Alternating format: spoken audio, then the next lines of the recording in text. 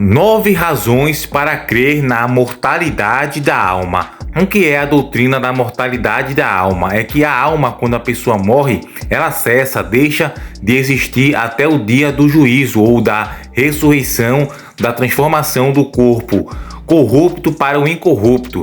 Alguns acreditam na imortalidade da alma, que quando ocorre a separação do corpo e do espírito, a alma continua existindo ou no paraíso ou no inferno. Porém, a Bíblia fala claramente que quando a pessoa morre, o corpo, o espírito, sai do corpo, volta para Deus, que é o Ruach, o fôlego de vida, e assim a alma cessa até o momento da ressurreição, quando Jesus Cristo voltará pela segunda vez e o corpo será transformado.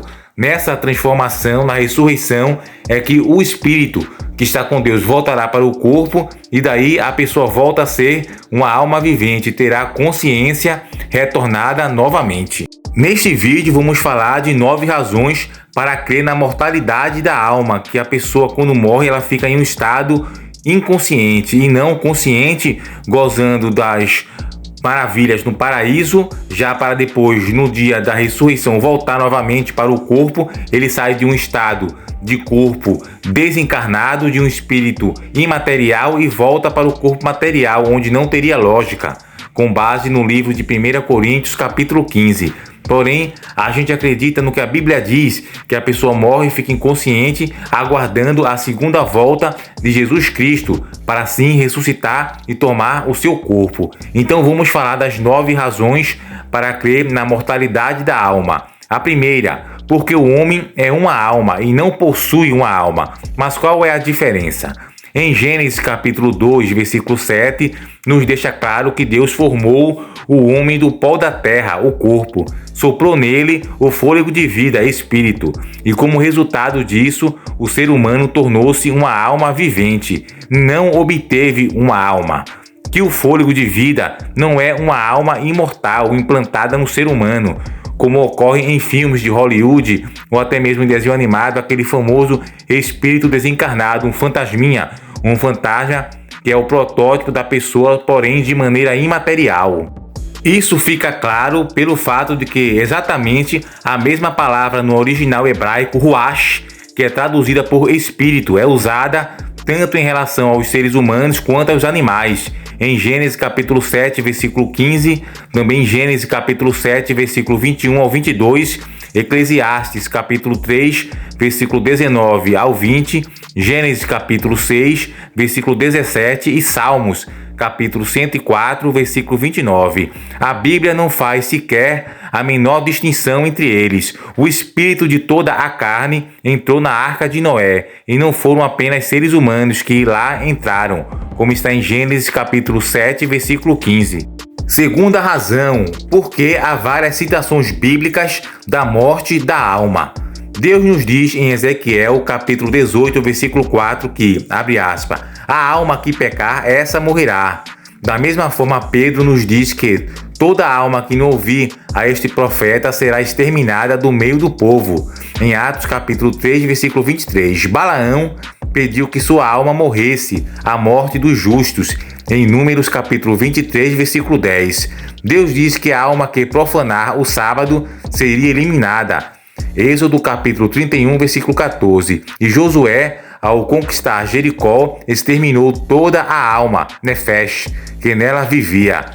No original hebraico e grego, a alma e alma morre, Ezequiel capítulo 18, versículo 4, perece, Mateus capítulo 10, versículo 28, é destruída, Ezequiel versículo 22, 27, não é poupada da morte, Salmos capítulo 78, versículo 50, é completamente eliminada. Êxodo capítulo 31, versículo 14, desce a cova na morte. Jó capítulo 33, versículo 22, revive na ressurreição, porque estava morta antes disso, como diz no livro de Apocalipse, capítulo 20, versículo 4, é totalmente destruída, é derramada na morte. Isaías capítulo 53, versículo 12, é penetrada pelo fio da espada. Jeremias capítulo 4, versículo 10, é passível de sofrer decomposição na sepultura. Salmos capítulo 49, versículo 8 ao 9, repousa na morte. Salmos capítulo 25, versículo 13. É sufocada. Livro de Jó, capítulo 31, versículo 39 ao 40. É devorada. Ezequiel, versículo 22, 25. Pode ser assassinada. Livro de Números, capítulo 35, versículo 11. E é exterminada. Atos dos Apóstolos, capítulo 3, versículo 23. Então, não, a alma não é imortal. Terceira razão é porque a Bíblia diz que a alma desce à cova na morte. Eliú diz no livro de Jó para apartar o homem do seu desígnio e livrá-lo da soberba, para livrar a sua alma da cova e a sua vida da espada. Como vemos, o lugar para onde a alma regressaria seria a cova, a sepultura, e não para uma outra dimensão. Também continuamos lendo no capítulo seguinte: sua alma aproxima-se da cova, e sua vida dos mensageiros da morte. Jó capítulo 23, versículo 22. Novamente é relatado o fato bíblico de que o lugar para onde a alma se aproxima não é para o céu ou para o inferno, mas para a cova. E novamente continuamos lendo. Ele resgatou a minha alma, impedindo-a de descer para a cova, e viverei para desfrutar a luz. Jó capítulo 33, versículo 28. A clareza da linguagem é tão evidente que não necessita de maiores elucidações. O lugar para onde a alma iria era para a cova, não era o destino apenas do corpo. Condiz com isso a linguagem do salmista de que, se o Senhor não fosse em meu auxílio, já a minha alma habitaria no lugar do silêncio. Salmos capítulo 94, versículo 17. E não de louvores e regozijos no céu, ou de gritarias e berros no inferno. O rei Ezequias, que ganhou mais de 15 anos de vida, sabia que caso morresse, a sua alma iria para a cova de corrupção. Foi para a minha paz que tive eu grande amargura. Tu, porém, amaste a minha alma e livraste da cova da corrupção, porque lançaste para trás de ti todos os meus pecados. Isso está no livro de Isaías, capítulo 38, versículo 17. Por fim, o salmista afirma que a alma sofre decomposição ao mencionar que o resgate da alma deles é caríssima e cessará a tentativa para sempre, para que viva para sempre e não sofra decomposição. Ou seja, se a alma não fosse resgatada na ressurreição, ela sofreria decomposição na cova. Portanto, a realidade da morte, sepultamento, decomposição e ressurreição não é um processo somente do corpo, mas também da alma, pois o corpo é a alma visível. Quarta razão, porque Deus é o único que possui a imortalidade. Paulo deixou muito claro que Deus é o único que possui a imortalidade. 1 Timóteo, capítulo 6, versículo 16. Se os seres humanos fossem detentores de uma alma imortal, então eles também possuiriam a imortalidade em seu ser. Entretanto, se Deus é o único que possui a imortalidade, então o homem não a possui, supostamente na forma de uma alma imortal, que teria sido implantada na natureza humana. Uma análise mais cuidadosa do texto bíblico nos mostra que Deus não apenas é o único que é imortal, mas também é o único que possui a imortalidade. Quinta razão, porque biblicamente a esperança do cristão não é a imortalidade da alma, mas a ressurreição dos mortos. Paulo declarou no Sinédrio que a sua esperança consistia em ressuscitar dentre os mortos. Atos, capítulo 23, versículo 6 e capítulo 24, versículo 15. E não de sua alma partir para o céu, imediatamente após a morte. Biblicamente, o processo de morte iniciado em Adão é revertido, não quando a alma deixa o corpo e parte em direção ao céu, mas quando seremos vivificados na segunda vinda de Cristo através da ressurreição, como está em 1 Coríntios, capítulo 15, versículo 22 ao 23, que ocorrerá no último dia, como está no livro de Jó, capítulo 6, versículo 54. Vejam que curioso falou o professor Gilson Medeiros, abre aspas, porque elas, as almas, precisam deixar o céu, voltar para o corpo sepultado, ressuscitar e novamente retornar para o céu. Será que é por causa deste dilema doutrinário impossível de ser resolvido que não se vê muitas pregações sobre a ressurreição nas igrejas cristãs que creem no estado consciente dos mortos? Pergunte ao seu pastor pentecostal por que ele não prega sobre a ressurreição. porque de fato não faria sentido já estar no céu recebendo o galardão e as recompensas já em um espírito desencarnado e depois no dia da ressurreição da segunda vinda de Jesus Cristo voltar para o corpo, retornar, passar pela transformação e ir para o céu novamente. Se fosse assim, o apóstolo Paulo não teria dito: se as pessoas não fossem ressuscitadas, as pessoas que morreram crendo em Cristo estariam perdidas, pois se já estivessem em um paraíso, passando pelo galardão e pela glória eterna, não tem necessidade de voltar para o corpo na transformação, na segunda volta de Jesus Cristo. Se já estivesse no céu, já estariam com a recompensa. Então, independente se tivesse ressurreição dos mortos ou não, eles já teriam recebendo o seu galardão. Sexta razão é porque não existe vida antes da ressurreição. Paulo deixou isso claro quando afirmou que, se não há ressurreição dos mortos, então os que dormiram em Cristo já pereceram. 1 Coríntios capítulo 15, versículo 18, e que a nossa esperança em Cristo se limitaria somente a essa presente vida. 1 Coríntios capítulo 15, versículo 19. Declarou também que, se não há ressurreição, então os que batizam pelos mortos, na esperança de uma vida posterior, os batizam em vão. 1 Coríntios capítulo 15, versículo 29. Que os cristãos estariam sofrendo perigos à toa. 1 Coríntios capítulo 15, versículo 30. E que seria melhor comer, beber e depois morrer, pois não haveria nada depois da morte, como está em 1 Coríntios capítulo 15, versículo 32. Nada disso seria verdade caso a alma fosse imortal e houvesse consciência após a morte no céu, pois lá estaríamos felizes do mesmo jeito, com ou sem a ressurreição de meros corpos. Sétima razão é porque só seremos revestidos da imortalidade após a ressurreição. Paulo, no mesmo capítulo 15 da 1 Coríntios, afirmou que é necessário que aquilo que é corruptível se revista de incorruptibilidade e aquilo que é mortal se revista de imortalidade. Quando, porém, o que é corruptível se revestir de incorruptibilidade e o que é mortal de imortalidade, então se cumprirá a palavra que está escrita: tragada foi a morte pela vitória. No versículo 53 ao 54. Vemos, portanto, que não nos somos atualmente detentores da imortalidade na nossa natureza, mas seremos dotados dela futuramente, na ressurreição dos mortos, e somente então que a morte será tragada, vencida, e não imediatamente após a morte, como a suposta saída da alma, vencendo a morte e obtendo a vida eterna antes da ressurreição. Oitava razão, porque a recompensa só ocorrerá na ressurreição. O Concílio de Trento declarou que nós somos julgados imediatamente e recebemos a nossa recompensa para o bem ou mal. Porém, a verdade bíblica é que só seremos recompensados com o céu por ocasião da ressurreição.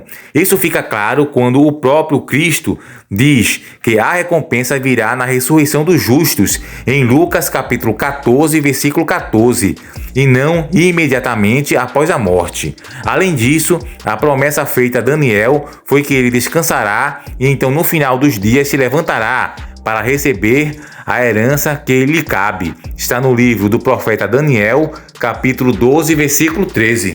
Portanto, é somente no fim dos dias que Daniel se levantaria dentre os mortos, e somente então ele receberia a sua herança, o paraíso celestial. Não era uma promessa imediata de algo que ocorreria imediatamente após a morte, porém, algo longe, distante para o fim dos tempos. Ademais, vemos a mesma coisa sendo dita por Paulo, que receberia a sua coroa da justiça somente por ocasião da segunda vinda de Cristo, na ressurreição dos mortos. Está em 2 Timóteo capítulo 4, versículo 8, e não antes da ressurreição. E a nona razão, porque um tormento eterno e consciente é contra a moral divina. E por quê? Alegar que Deus mandaria queimar literalmente entre as chamas de um lago de fogo e enxofre durante toda a eternidade como um processo infindável, alguém que pecou durante algumas décadas, é inconsistente com a moral divina apresentada nas Escrituras.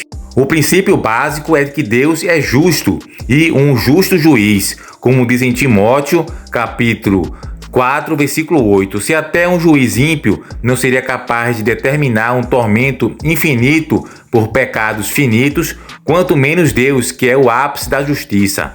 Se até alguém que odeia o próximo seria capaz de atormentá-lo para sempre com fogo e enxofre, quanto menos Deus, que ama até o pior dos pecadores. Se até alguém que não tem um mínimo de misericórdia não seria capaz de condenar um rapaz de 12 anos, por exemplo, a um lago que arde com fogo e enxofre durante blocos intermináveis de bilhões e bilhões de anos, quanto menos o autor da justiça, que é descrito como sendo cheio de compaixão e misericórdia, como diz em Tiago capítulo 5, versículo 11, pois a misericórdia triunfa sobre o juízo. Tiago capítulo 2, versículo 13. Por tudo isso e muito mais, adotar a imortalidade da alma significa ser condizente com atitudes divinas que seriam totalmente opostas ao amor, caráter, benignidade, justiça e misericórdia de Cristo Jesus, como nos é apresentado nas Sagradas Escrituras. Então, queridos e amados irmãos, este artigo foi tirado do livro Ateísmo Refutado, a questão da aniquilação, que também é muito debatido sobre a imortalidade da alma e outros temas, pelo apologeta Lucas Banzoli. Muitos pastores, eles acabam não pregando esse tipo de pregação, de tema, de conteúdo nas igrejas, pois muitos confundem. Eles acreditam mesmo na imortalidade da alma. Eles pregam sobre a questão de arrependimento, salvação, do comportamento cristão, que tudo isso é necessário. Porém, também se esquecem de pregar doutrinas que vão motivar as pessoas ainda mais a buscar a salvação, com a doutrina e a realidade da segunda volta de Jesus Cristo e também da ressurreição dos mortos, pois isso já deixa logicamente provável que a imortalidade da alma não é algo com consistência bíblica, está fora dos padrões ensinados, tanto no Velho Testamento quanto no Novo Testamento, que o que ocorre mesmo é a ressurreição do corpo, a segunda vinda de Jesus Cristo. A gente acredita mais na mortalidade da alma, que é bíblico, e na ressurreição dos mortos, do que na imortalidade da alma, de um espírito desencarnado em algum lugar, ou no paraíso ou no inferno, para depois, na segunda vinda de Jesus Cristo, ressuscitar novamente para receber o galardão ou a condenação no tormento eterno. Eles já estariam sofrendo agora no inferno, para depois, na segunda vinda de Jesus Cristo, ressuscitar com o corpo corruptível mesmo, o corpo que eles morreram, para depois ser lançado novamente em um lago de fogo e enxofre, para assim passarem a eternidade e eternidade sem fim. Uma pessoa que, no caso, viveu 40, 50 anos, uma vida de pecado, vai passar a eternidade lá sofrendo, com, no caso, a questão que não tem como obter a imortalidade, que para isso é necessário que eles comam e consumam o fruto da árvore da vida, que assim que Adão e Eva pecaram, Deus colocou 2 querubins para proteger. Então, para ter a vida eterna, a eternidade com o corpo corruptível, ou melhor, incorruptível, é necessário que essa pessoa se alimente com este fruto. E as pessoas que foram para o lago de fogo de enxofre, que vão, no caso,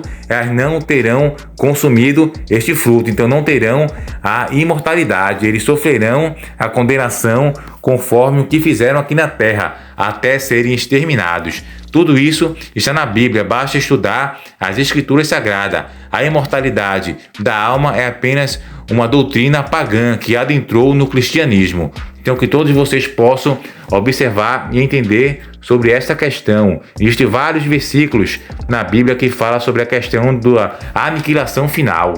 Então, amigos e amados irmãos, que Deus abençoe vocês grandemente. No caso, peço que vocês estudem as Escrituras Sagradas e estudem também esses temas sobre imortalidade da alma, sobre a ressurreição dos mortos.